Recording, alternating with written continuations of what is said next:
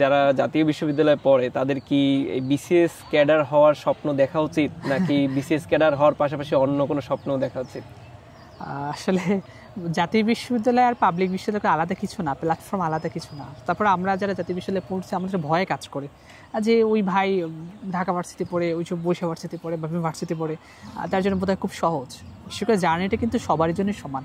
আপনি যখন অনার্স শেষ করে বের হবেন তখন তার জন্য যে পড়ার সিস্টেমটা বা যে পড়া লাগে আপনার জন্য সেম। কিন্তু এখন আসলে বিসিএসটা খুব দ্রুত হচ্ছে, জানা হয়তো সময়টা কম।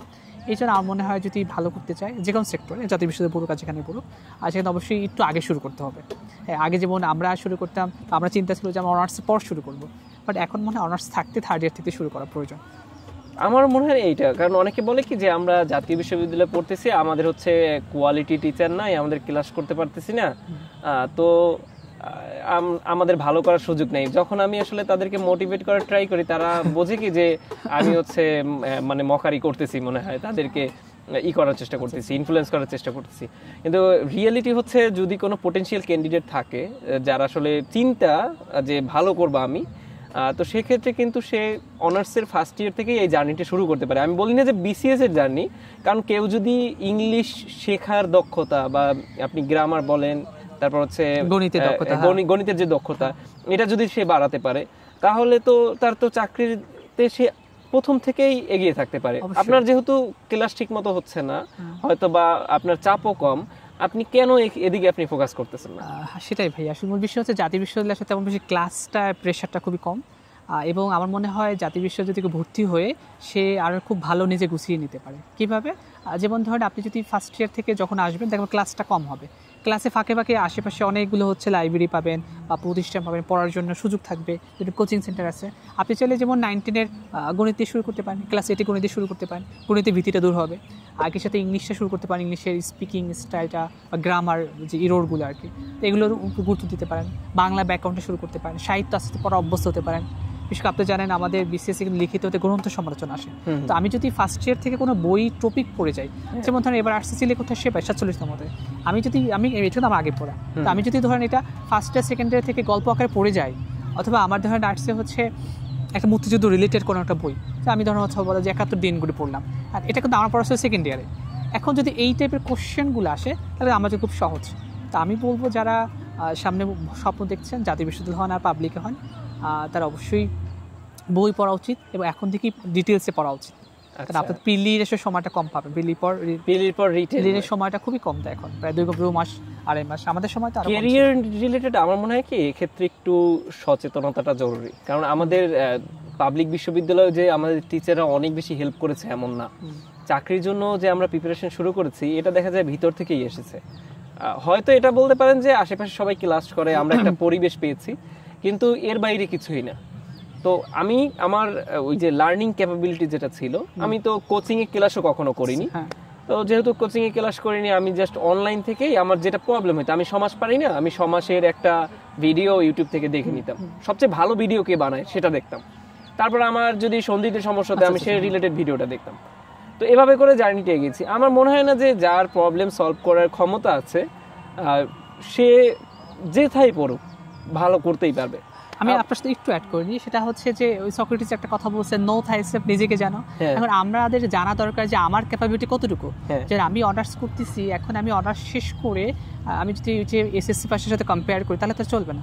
আমার মনে করছি যেহেতু আমি অনার্স শেষ করছি, আমি যদি অনার্স শেষ পর্যন্ত আসতে পারি, অনার্স যদি ভালো রেজাল্ট করতে পারি, তাহলে আমি এই জার্নিটাতে কেন পারবো না, মানে সেই কনফিডেন্স নিজে গ্রো করা দরকার। সেটা আমার মনে হচ্ছে যদি আমাদের লেখার একটা ব্যাপার থাকে, যদি লেখার প্যাটার্নটা সুন্দর করে যায় সেই অনার্স লাইফ থেকে, একই সাথে হচ্ছে যে যে বিষয়টা বললেন যেটা আমার যেটা সমস্যা, যেটা আমার হচ্ছে সমাসের সমস্যা বললেন, অথবা আমাদের সেন্টেন্স কারেকশনের সমস্যা, আপনি অজস্র ভিডিও পাবেন, অসংখ্য ভিডিও পাবেন হচ্ছে ইউটিউবে এই সেন্টেন্স কারেকশন সম্পর্কে। আপনি চাইলে একটু সময় দিতে পারেন, যেটা জাতীয় বিশ্ববিদ্যালয়ে ক্লাস কম হয়। অনেকের হচ্ছে কি মানে এইটা যারা কমেন্ট করে তাদের থেকে একটু আমি যেটা বুঝতে পেরেছি সেটা হচ্ছে তাদের না হঠাৎ করে চতুর্থ বর্ষে বা হচ্ছে অনার্স কমপ্লিট করার পর ঘুম ভাঙে যে আসলে চাকরি বলতেও কিছু একটা আছে আর চাকরির প্রিপারেশনও নিতে হয়, এরকম মানে কমেন্টের তারা একটা প্রিপারেশনের বেসিক জিনিসও জানে না, জানা না জানে একটা প্রশ্ন করার একটা ব্যাপার আছে, কিন্তু তাদের প্রশ্নতেই বোঝা যায় কি যে আসলে ভাই প্রশ্নের কোয়ালিটি ভালো না ভাই, ওগুলো হচ্ছে অ্যান্সারও দেওয়ার মতো না। তো মূলত যদি কেউ সিরিয়াস থাকে সে এমনিই জেনে যাবে, রিসোর্স এখন সবার জন্য অ্যাভেলেবেল। তো আমরা এই বিসিএস প্রিপারেশনে চলে আসি। আপনি বিসিএস এর জন্য বাংলার জন্য কি করেছেন, ইংলিশের জন্য কি করেছেন, এটা যদি আমাদেরকে বলেন। আচ্ছা, আমি শুরুতেই বলছিলাম যে আমি চাকরি পাশাপাশি পড়াশোনা শুরু করেছি। আসলে এভাবে বিসিএস জন্য এরকম সিরিয়াস আগে ছিলাম না, এবার 47তম থেকে যেভাবে সিরিয়াসনেস শুরু করলাম। আসলে মূল বিষয় হচ্ছে আমি লাইভ এমসিকিউতে কন্টিনিউয়াসলি পরীক্ষা দিতাম এবং এখানে প্রচুর পরিমাণে টপিক বেস করে পরীক্ষা হতো আসলে। একই সাথে হচ্ছে প্রিসেপ্টরের ডাইজেস্ট বই আছে, 47তম ডাইজেস্ট আমি কিনছিলাম আমাকে। তো সেখান থেকে ওরা যেটা পরীক্ষা আকারে সিলেবাস দিত আমি ওইটা খুব ভালো করে পড়ার চেষ্টা করতাম, আসলে খুব ভালো করে শেষ করতাম। যেমন ধরেন আজকে আমাকে দিতে হচ্ছে বাংলা সাহিত্যে পঞ্চপাণ্ডব, তো পঞ্চপাণ্ডব সব আমি ডিটেলসে পড়তাম। ওই অভিযাত্রী বইয়ের কথা বললাম, ওখানে সাহিত্য প্লাস গ্রামার দুইটাই থাকে। তো অভিযাত্রী বই থেকে আমি ওইটা খুব ভালো করে পড়ে শেষ করতাম, শেষ করে দেন পরীক্ষা দিতাম। এবং ওখানে আপনার একটা মজার ব্যাপার কি, লাইভ এমসিকিউতে আসলে পাস করাটাই কঠিন, পাস করাটাই কঠিন। ওখানে কাট মার্কে পাস করায়, এখন প্রচুর ক্যান্ডিডেট থাকে। আমার মনে আছে আমি একবার বিসিএসে যখন মডেল টেস্ট দিলাম তখন দেখলাম প্রায় 21,000 প্লাস ক্যান্ডিডেট ছিল পরীক্ষার্থী। তার মধ্যে ওখানে আপনার পাস করাবে হয়তো 1500 বা 2000। তো ওই 2000 মধ্যে যাওয়াটা অনেক কঠিন ব্যাপার। তো ওই কঠিনটা যদি মোটামুটি পাওয়া যায় বা একটু পাস করা যায় তাহলে মনে হচ্ছে জার্নিটা খুব সহজ হবে। আচ্ছা আচ্ছা, আপনি ইংলিশ নিয়ে যদি বলতেন। আচ্ছা, বাংলাতে যে বলছিলাম, তো বাংলা এইভাবে টপিক বেস করে পড়াশোনা করা যায়। আর ইংলিশের একটা সবচেয়ে ম্যাক্সিমাম মানুষের যেটা ভয়, সেটা আমার কাছে মনে হয় সেটা হচ্ছে ইংলিশ লিটারেচার। আপনি মনে করেন কিনা জানি না, প্রথম শুরুতে ছিল, পরে কমফোর্ট জোন হয়ে গেছে। আচ্ছা আচ্ছা, ইংলিশ লিটারেচার খুব বেশি পড়া তা কিন্তু না, কিন্তু আমাদের যেটা সমস্যা আমরা ওই যে ক্যারেক্টারগুলোকে মনে রাখতে পারি না। এই জন্য আমি বলবো আসলে ইংরেজি সাহিত্যগুলোকে আপনাকে ছোট করে ভিডিও পাওয়া যায়, কাহিনী সংক্ষেপগুলো ইউটিউবে। আপনি যদি সময় দেন তাহলে অনেক ভিডিও দেখতে পারবেন। যেমন ধর উইলিয়াম শেক্সপিয়ার আমার কোশ্চেন থাকবেই, তো আপনি উইলিয়াম শেক্সপিয়ার হ্যামলেটের কাহিনীটা জেনে নেন, কী কী কাহিনীটা খুব মজার কাহিনী কিন্তু। অথবা হচ্ছে আপনি ম্যাকবেথের কাহিনী দেখতে পান, অথেলিয়ার কাহিনী দেখতে পান, কিং লিয়ার। মানে এই কাহিনীগুলো দেখলে সুবিধাটা যে হয় আপনার কিন্তু ক্যারেক্টারগুলো মনে থাকবে এবং একই সাথে কোটেশনের ব্যাপারটা এখন চলে আসবে, রিলেটেড একটা ব্যাপার আর কি। তো আমার মনে হচ্ছে ইংলিশ সাহিত্য মোটামুটি একটু সময় দিলে বেশ ভালো মার্ক পাওয়া সম্ভব। 47-এ আমার প্রায় 35-34টা হয়েছিল। এটা 47 কোশ্চেন কঠিন ছিল, সবার জন্য ভয়ের কারণ ছিল। তবে সেক্ষেত্রে মনে হয় লিটারেচারে ভালো মার্ক উঠানো সম্ভব, বিভিন্ন পরীক্ষাতে আসে। কিছুদিন আগে আমার খাদ্যের একটা পরীক্ষা ছিল, তো খাদ্যের ওই পরীক্ষাগুলোতে নর্মালি আসার কথা না, এখন ওখানেও লিটারেচারে কোশ্চেন আসে। আচ্ছা, দুটো কোশ্চেন ছিল ওখানে। প্রাইমারিতেও দেখা যায় যে মাঝে মাঝে চলে আসে। তো গ্রামারের জন্য কি করেছেন? গ্রামারে আসলে ওই যে একটু প্র্যাকটিসের ব্যাপার, বেশি করে আপনার তো ভোকাবুলারি একটু কঠিন দেয় বোধ হয় বিসিএস, আপনি জানেন বোধ হয়। সেক্ষেত্রে ওই যে সকালবেলা উঠে প্রথম আমার কাজই হচ্ছে ইংলিশে ভোকাবুলারি বিল্ড আপ করা, তো সেটা আমি কন্টিনিউয়াসলি করতাম আর কি, এখনও করি। একই সাথে হচ্ছে যদি সুযোগ পাই পত্রিকা পড়া হয়, বিশেষ করে ডেইলি স্টার পত্রিকা। পড়বার সিস্টেমটা হচ্ছে যে আমি সব পড়ি না, যেমন ধরেন আমার অনেক এডিটরি পড়তে বলে, সেটাও আমি আসলে খুব বেশি গুরুত্ব পড়ি না। আমার কাছে মনে হয় এই খবরটা পড়তে ভালো লাগবে, যেমন কোনো একটা সংঘর্ষ হলো আমার ওটা ভালো লাগছে, তো আমি অথবা কোনো একটা খেলা রিলেটেড সংবাদ ভালো লাগছে, অথবা কোনো পড়াশোনা রিলেটেড আমার ভালো লাগছে, আমি ওইটা পড়ার চেষ্টা করতাম। ওই যে আমার থেকে 2-3টা বা 5-6টা শব্দ পারতাম না, ওইটা আমি নোট করে সাথে সাথে অর্থ লিখে রাখতাম, ওইটা ইনস্ট্যান্ট মুখস্থ করে ফেলতাম। আচ্ছা আচ্ছা, পরবর্তী পত্রিকা পড়ার সময় যদি আবার ওই ওয়ার্ডগুলো আসে তখন আর প্রবলেম হয় না আসলে। হ্যাঁ, যে ব্যাকরণটা আসলে জায়গাটা আসলে প্র্যাকটিসের জায়গাটা, আপনাকে কন্টিনিউয়াসলি একটু প্র্যাকটিসে যেতে হবে। আপনি যে ন্যারেশন কথা, ভয়েসের কথা বলেন, কারেকশনের কথা বলেন, যে মাস্টার ইংলিশ থেকে যদি ওখানে প্রায় 500 প্লাস কারেকশন দেওয়া আছে, আপনি যদি ওই কারেকশনটা পড়েন, আমার মনে হয় না অন্য কোথাও যে কোনো পরীক্ষায় যে কারেকশন আসলে পারবেন আপনি। মানে কারেকশন আপনাকে পয়েন্টটা ধরে বুঝতে হবে। যেমন একটা কারেকশনের ব্যাপারটা আসে, যেমন নো দ্বারা সেন্টেন্স শুরু হলে পরবর্তী ভার্বটা কী হবে, অথবা either dot dot or neither dot dot not, এর পরবর্তী ভার্বটা কী আসবে, সিঙ্গুলার হবে ভুলের হবে না, কীরকম ভার্বটা হবে, এই রুলসটা জানা থাকে, বাংলাদেশে যে কোথাও কোশ্চেন আপনি পারবেন। আরেকটা বিষয় বলি, সেটা কন্ডিশনাল থেকে সবসময় কোশ্চেন আসে, প্যারামি বলেন, চাকরি পরীক্ষা বলেন, বিসিএস বলেন। সো এই জায়গাটা যদি একটু বুঝতে পারেন তাহলে মনে হয় ভালো করে সম্ভব। একই সাথে পার্টিসিপল, জিরান, এগুলোতে কোশ্চেন থাকি, খুব সহজ পড়া, অল্প পড়া, কিন্তু বুঝিয়ে নিলে আসলে সব জায়গায় ভালো করা সম্ভব। আচ্ছা আচ্ছা, এখন আমরা গণিতে মুভ করি। গণিতে তো হচ্ছে যেমন আমরা অন্য চাকরির পরীক্ষায় পাটিগণিত পরিলক্ষিত করি যে বেশি, আর এখানে যখন বিসিএসে চলে আসি তখন হচ্ছে বীজগণিত ফোকাস করে। তো আপনার এখানে প্রিপারেশনটা কি ছিল? এটা কি ওই যে খাইরুলস এর বেসিক ম্যাথ থেকেই পড়েছেন নাকি অন্য কোনো স্ট্র্যাটেজি ছিল? আসলে এখানে একটু ম্যাথ টাইপ কিছু, হায়ার ম্যাথ টাইপের কিছু কোশ্চেন বেশি আসে, বিশেষ করে সম্ভাব্যতার কথা বলেন অথবা সমাবেশ, বিন্যাস, প্রবাবিলিটি যেটা বললাম আর কি। তো এইগুলোতে একটু বেশি আসে আর কি। তবে এই টপিকগুলো ধরে ধরে পড়তাম। তবে আমরা বেসিক্যালি খাইরুলসের ক্লাসটা দেখে ভালো বুঝতাম আসলে। তারটাই বেশি দেখা হতো। তারপর আমি তার বই থেকে আমার বেসিক ম্যাথটা বইটা আমার কাছে আছে, তো আমি ধরে প্র্যাকটিস করতাম। এর বাইরে আমার আর কোথাও সমস্যা হতো না। এবং মোটামুটি এবার যেমন 15টা আসছিল, 14টা বা 13টা পারা সম্ভব, ইজিলি পারা সম্ভব। শুধুমাত্র আপনাকে ওই যে প্র্যাকটিসটা বেশি করতে হবে আসলে। আচ্ছা। এরপরে যে এই আপনি তো প্রাইমারিতে আলাদাভাবে পড়েছেন, তো আপনার এই বিসিএস এর তো হচ্ছে সাধারণ জ্ঞান পাঠটা তো ইজি না যতটা প্রাইমারিতে ইজি। তো আপনার হচ্ছে এই বাংলাদেশ আন্তর্জাতিকের জন্য আপনার কি স্ট্র্যাটেজি ছিল? বাংলাদেশের আসলে আমি ওই প্রিসেপ্টর ডাইজেস্ট কিনছিলাম। আসলে আমার টার্গেট ছিল যে আমি এই বইটা শুরু থেকে শেষ পর্যন্ত সব পড়বো। আচ্ছা। তো আমি ওখানে পড়া কিন্তু গল্প, মানে অনেকে মনে পড়ে যে অনেক বেশি পড়া। ডাইজেস্টে মানে ইম্পর্টেন্ট নোটগুলো দেয়া বা মূল তথ্যগুলো দেয়া। সো আমি ওখান থেকে পড়ছি, ওখানে বাইরে তেমন বেশি কোশ্চেন আসে নাই, মোটামুটি রিসেন্ট বাদে ম্যাক্সিমাম কোশ্চেন ওখান থেকে চলে আসছে। আসলে পড়াটা কম ছিল, আর আগেও টুকিটাকি পড়া ছিল আসলে। তো ওই আন্তর্জাতিকেও এরকম ব্যাপার, যেমন আমাদের সভ্যতা থেকে প্রতি বছর কোশ্চেন থাকে, তবে ওখান থেকে পড়লে 1 মার্ক পাওয়া যায়। অথবা যদি আপনি বলেন যুদ্ধ রিলেটেড ব্যাপার, যাতে সংঘর্ষ বিষয়ে কোশ্চেন থাকে। এরপর একই সাথে হচ্ছে আপনার বিভিন্ন ধরনের সংঘর্ষ ক্লাসের জায়গাটা, এই জায়গাটা, অথবা বিভিন্ন ধরনের বাংলাদেশ রিলেটেড যে বিষয়গুলো আসে, এগুলো ওখান থেকে মনে পড়লে এনাফ। অনেকে কিন্তু আবার বলতে পারে যে ডাইজেস্ট পড়ে তো আসলে টেকা সম্ভব না। তো আপনি কিভাবে টিকলেন? মানে আপনার এই যে ডাইজেস্টের পাশাপাশি আমি বলবো যে নট অনলি তো আপনার ডাইজেস্ট, আরো অনেকগুলো তো কাজ করেছে। ডাইজেস্টের পাশাপাশি আপনার কোন জ্ঞানগুলো কাজ করেছে এবং ডাইজেস্ট কিভাবে হেল্প করেছে? আচ্ছা, সেটা হচ্ছে যে আমি কন্টিনিউয়াসলি লাইভ এমসিকিউ তে মডেল নিতে ওরা, ওটা দিতাম। এটা ছিল একটা পয়েন্ট, কারণ আপনি এমসিকিউ দিলে ওইটা বুঝতে পারবেন না, ওখানে অনেক বাইরে কোশ্চেন দিত। তো আমি যেটা পারতাম না সেটা নোট করতাম, নোট করে পড়তাম। আর ওখান থেকে দেখা যাচ্ছে ওই বিসিএস এ আদলে কোশ্চেন করতে চেয়েতো, তার 50 মার্কে আমাদের জিকে থাকতো, 30 মার্কে বাংলা বিষয় বলে, 20 মার্কে থাকে আন্তর্জাতিক। তো সেই জায়গা থেকে আসলে আমার মনে হয় ওইটা খুব ভালো করে যদি নোট করে পড়া যায়, কন্টিনিউয়াসলি পরীক্ষা দেওয়ার পর ব্যাখ্যা সহকারে, ব্যাখ্যাটা আমি নোট করবো, নোটের জায়গাটা কিন্তু ব্যাখ্যাটা। আমি যদি অনেকে এটা মনে করে কি পরীক্ষা দিলাম, প্রশ্ন পাস করেছি ফেল করেছি ওইটা নিয়ে চিন্তিত, হুবহু বই থেকে আসবে এরকম কিন্তু না। আপনার কিন্তু একই সাথে হচ্ছে বিভিন্ন আদার্স থেকে, তো ওখানে লাইভ এমসি থেকে অনেক বেশি কোশ্চেন পেতাম আসলে, নোট করে পড়তাম। সেখান থেকে ব্যাখ্যা আপনি পড়তেন, ব্যাখ্যা থেকে যেটা না পারতেন ওটা নোট করে রাখতেন। পরীক্ষা আগে নোটগুলো খুব ভালো করে দেখে যেতাম।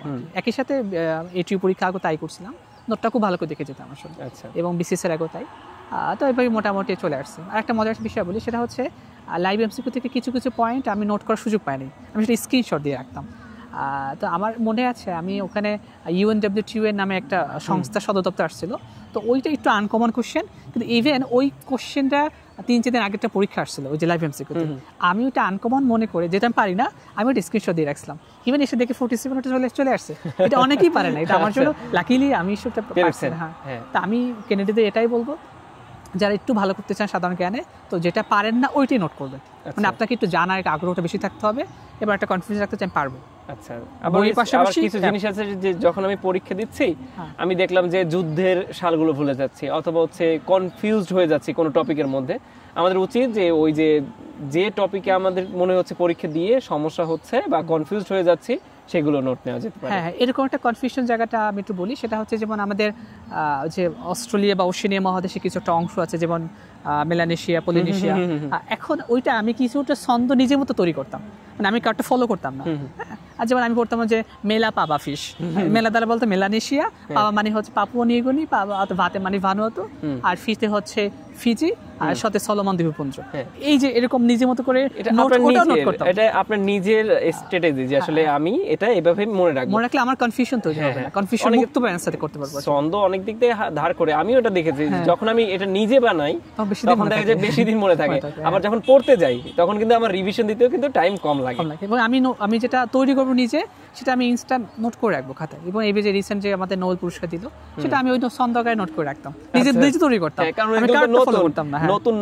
নতুন নামগুলো মনে রাখাও কঠিন, তো ছন্দ আকারে যদি নিজের মতো বানানো যায়, আন্তর্জাতিকে যেহেতু কিছু এরিয়া আছে ফিক্সড, কারণ ওখান থেকে প্রশ্ন আসেই, তো ওগুলো যদি একটু গুছিয়ে নেওয়া যায়, ব্রেনে একটু চাপ মনে হয় কম পড়ে, অনেক কম পড়ে। আসলে তৃতীয় বিষয় হচ্ছে যে আপনি যখন নিজে একটা নোট করবেন তখন সময় দিচ্ছেন, তখন ওইটা কিন্তু আপনার ব্রেনে বেশি দিন মনে থাকে, অনেক বেশি স্টেবল হয় আসলে। আচ্ছা, তাহলে কি বিজ্ঞানটাও এই যে ডাইজেস্ট থেকেই পড়েছেন? না, বিজ্ঞানটা ডাইজেস্ট ছিল, বিগত সালে বিসিএস থেকে ব্যাখ্যা সহ পড়ছিলাম, একই সাথে তো ওখানে লাইভ এমসিকিউতে পরীক্ষা দিতাম, ওটাও একই সিস্টেমে, নোট যদি কোথাও প্রবলেম হতো ওটা করতাম আসলে। আচ্ছা, ঠিক আছে। এছাড়া বিসিএস নিয়ে আপনি আর কি বলতে চান, যে আসলে কোন ক্ষেত্রে আপনার স্ট্র্যাটেজি মনে হয়েছে যে আসলে কাজ করেছে, যার ফলে আপনি 47 ভালো করতে পেরেছেন?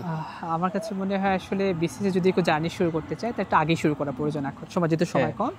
একই সাথে তাকে প্রতিদিন পরীক্ষা দিতে হবে। যেমন ধরেন আমার ওখানে কিন্তু বিভিন্ন অ্যাপই পরীক্ষা দেওয়া যায়, কোচিংও দেওয়া যায়। আমি শুধু অ্যাপের কথা বলবো তা না, যেটা আমি দিতাম আমার জায়গা থেকে বলি।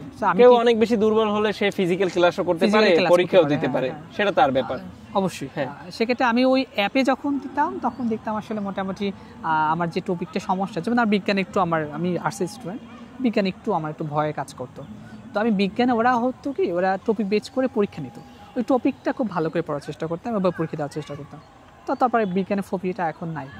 আর আমি সবাইকে বলবো যারা হচ্ছে চাকরির লাইফে ভালো করতে চান, যে কোনো চাকরিতে, তাহলে অবশ্যই বিসিএস কেন্দ্রিক প্রিপারেশন নিতে পারেন খুব ভালো করে। এবং বিসিএস আর একটা মজার ব্যাপার হচ্ছে নৈতিকতা সুশাসন, মার্ক 10, কিন্তু পড়াটা একেবারে অল্প, একদম অল্প, ছোট একটা বই পড়লে কিন্তু হয়ে যায়। ইম্পর্টেন্সটা অনেক খুব মানুষ কম দেয়, এইটা কিন্তু পিছিয়ে পড়ে।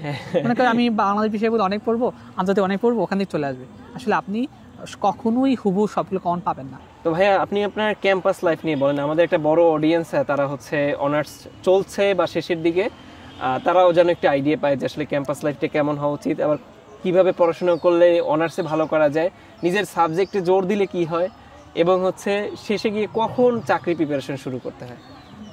আসলে মূল বিষয় আমাদের অনার্সে যখন আমি পড়াশোনা করতাম তখন আমার সাবজেক্ট ইংলিশ ছিল আসলে।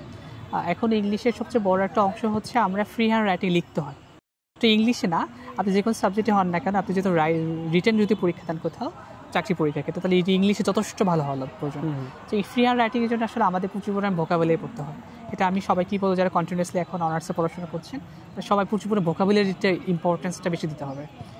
একই সাথে হচ্ছে আমি বিতর্কের সাথে ছিলাম, বিতর্ক করতাম, বা আমাদের বিএম কলেজে বিতর্ক ক্লাবের সাথে রিলেটেড ছিলাম, বিভিন্ন জায়গায় বিতর্ক করতাম, বসে ভার্সিটি করতাম, বিভিন্ন ন্যাশনালি বিতর্ক করতাম আসলে। সো এই বিতর্ক এগুলো পাশাপাশি সংগঠন চাইলে করতে পারেন, না চাইলে সমস্যা নাই। এটা হলে হয় কি আপনার কথা বলার স্কিলটা বাড়ে। একই সাথে হচ্ছে আপনি বেশ গুছিয়ে কথা বলতে পারবেন, বিভিন্ন জায়গায় গিয়ে আপনি ক্লাস নিতে পারবেন, এবং আপনার কথা মানুষের শুনবে বাধ্য আসলে, এরকম একটা ব্যাপার। একাডেমিক পড়াটা কতটা গুরুত্বপূর্ণ? অবশ্যই আপনি যদি অ্যাটলিস্ট এখানে যদি খারাপ করেন তাহলে তো আপনি অনেক চাকরিতে তো অ্যাপ্লাই করতে পারবেন না। আপনি জানেন কিছু ব্যাংকিং সেক্টরে ফার্স্ট ক্লাসের অ্যাপ্লাই করা যায় না। তার মানে আপনি যদি ওই সেক্টরগুলো চিন্তা করেন তাহলে আপনাকে ফার্স্ট ক্লাস পাওয়ার চেষ্টা করতে হবে। আর লিটারেচারে যেহেতু আমাদের একটু কম আসতো, তারপর আলহামদুলিল্লাহ আমি আমার ডিপার্টমেন্টে 3rd পজিশনে ছিলাম, আমার ফার্স্ট ক্লাস আসছিলো। আর সেক্ষেত্রে আসলে আমি ওই জায়গা থেকে ফোকাসটা করতাম যে আমাকে ফার্স্ট ক্লাস পেতে হবে এবং আমাদের লেখাটা কত সুন্দর করা যায়। বিশেষ করে আমাদের লেখাটা নির্ভুলতা মূল ইম্পর্টেন্ট, মানে মূল টপিকের চেয়ে নির্ভুলতা বেশি ইম্পর্টেন্স থাকে। তো নির্ভুলতার জন্য আসলে বেশি সময় দিতে হয়, মোটামুটি একটু বেশি পড়াশোনার দরকার আসলে। একাডেমিক ভালো না করলে আপনার চাকরি লাইফে কখনোই ভালো করতে পারবেন না, খুবই কঠিন হয়ে যায় আসলে। ভাইভেতেও তো হচ্ছে একাডেমিক সাবজেক্ট থেকে প্রশ্ন করতে হয়, অনেক কোশ্চেন। আচ্ছা আপনি হচ্ছে এইটা বলেন কখন হচ্ছে চাকরি প্রিপারেশন শুরু করেন? আমার কাছে মনে হচ্ছিল আমি যখন 3rd ইয়ারে থাকি, তখন 3rd ইয়ার পরীক্ষা পর আসলে, তখন আমার কাছে মনে হলো আসলে এখন একটা জবের একটা চিন্তা করা উচিত। সেই জায়গা থেকে আমি দেখলাম আমার সবচেয়ে ভয়ের জায়গাটা হচ্ছে গণিতটা শুরু করা যায়। তো আমার পাশে এক টিচার ছিল বিপ্লব স্যার নামে, তো স্যার আসলে গণিতটা করাতেন। আমি স্যার কাছে গিয়ে তারপর শুরু করলাম আসলে, মনে হয় গণিতটা শুরু করা যায়। তারপর শুরু করলাম, তারপরে আসলে ওইভাবে বুঝতেছিলাম না আসলে, বারবার ডিস্টার্ব হচ্ছিলো। তারপরে এসে কোচিংয়ে ভর্তি হলাম, দেখে কিছু একটা করা যায় কিনা। সেখানে গিয়ে ওভাবে করতে পারছিলাম না। এর মধ্যে হচ্ছে আমার একটা অ্যাপয়েন্টমেন্ট চলে আসে একটা প্রাইভেট হাই স্কুলে ইংলিশ টিচার হিসেবে, তো আমি সেখানে যোগদান করি। তো সেই জায়গা থেকে আমি অনেক ল্যাকিংয়ে ছিলাম, বেশি করে অনেকগুলো পরীক্ষা দিতাম কিন্তু কোথাও ভালো করছিলাম না। তারপর যখন আমাদের প্রাইমারি একটা নিয়োগ চলে আসে, পরীক্ষার কাছাকাছি চলে আসে, তখন হঠাৎ করে আমার মনে হলো আসলে আমার একটা গভর্নমেন্ট জব দরকার। কারণ গভর্নমেন্ট এত পরিমাণ রিল্যাক্স, আপনি চাইলে অনেক বেশি, এক হচ্ছে চাকরির স্থায়িত্ব একটা ব্যাপার আছে, একই সাথে আপনার প্রতি মাসে একটা সাস্টেনেবল একটা ইনকাম অবশ্যই প্রতি বছর গ্রো হয়, এটা পারবেন। আর একটা বিষয় হচ্ছে যে সামাজিক স্বীকৃতি জায়গাটা, যেটা আমরা সবচেয়ে হতাশা ভুগি এই কারণে যে আমার সামাজিক স্বীকৃতি, আমার কোনো জব নাই, তাহলে সবাই জিজ্ঞাসা করে কি জব করো, যে স্বাভাবিক একটা ব্যাপার। তো সেই জায়গাটা আমাদের ল্যাকিং ছিল। তো আমি ওই ছেড়ে দিয়ে টানাটা পড়াশোনা করছিলাম। আমার প্রতিষ্ঠানটা মনে আছে, এটা স্বৈরাচারী প্রতিষ্ঠান ছিল বলা যায়, সেই প্রাইভেট প্রতিষ্ঠান, তো সে যা মন চায় তো তাই রুলস করতো। তো রুলস প্রচুর প্রেশার দিয়ে রাখতো। এবং আমার মনে আছে আমি 2023-এ যখন ফার্স্ট টাইম প্রাইমারিতে পরীক্ষা দিই, তখন যখন শুনলাম প্রাইমারি পরীক্ষা, সে আমার ক্লাস টাইমটা 1 ঘন্টা বাড়াই দিল আরো। বেশ ওই সময় আমার পরীক্ষাটা আমি ভেবে দিয়ে আসছিলাম, অবশ্য চাকরিটা হয় নাই। তবে ওইটাই মনে আছে, আমি যখন ছেড়ে আসি তখন প্রায় 78,000 টাকা আমি তার কাছে পাও না, বেশি ভালো অঙ্কের আর কি। কিন্তু তারপরেও সব কিছু মায়া ছেড়ে দিয়ে তারপর এর জন্য সময় দিচ্ছিলাম আসলে। আর সেখানে হচ্ছে প্রাইমারি চাকরিও পেলেন এবং হচ্ছে একটা জার্নিতে এখনো আছেন চাকরি পাওয়ার। একটু ভাইবা অভিজ্ঞতা কি বলবো? হ্যাঁ অবশ্যই। আচ্ছা, প্রাইমারিতে গিয়ে একটা ভাইবা আমি একটু বলতে যাচ্ছিলাম। সেটা হচ্ছে আমি যখন প্রাইমারিতে ভাইভাটা যাই, আমাদের ডিসি স্যার ভাইবা না, এডিসি স্যার ভাইবা না, ভাইভাতে ফার্স্ট টাইম আসলে আমি যে ইংলিশ স্টুডেন্ট, স্যার এটা বুঝে নাই বা আমার পেপারটাও দেখে নাই, তারা প্রচুর বাংলাতে শুরু করলো। আমাকে ফার্স্ট কোশ্চেন করলো যে হোয়াট ইজ দ্য, ওই যে উপমান উপমানের মধ্যে পার্থক্য কোথায়। মানে এটা কিন্তু বেশ কঠিন ব্যাপার।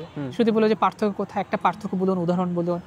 তারপর সমাস নিয়ে আরো কোশ্চেন করলো, আপনার হচ্ছে বহুবিধি সমাসের উদাহরণ দিন, কর্মদ্বারায় সমাসের মধ্যে আরেকটা উদাহরণ দিন, প্রচুর বাংলা কোশ্চেন শুরু করে সবাই।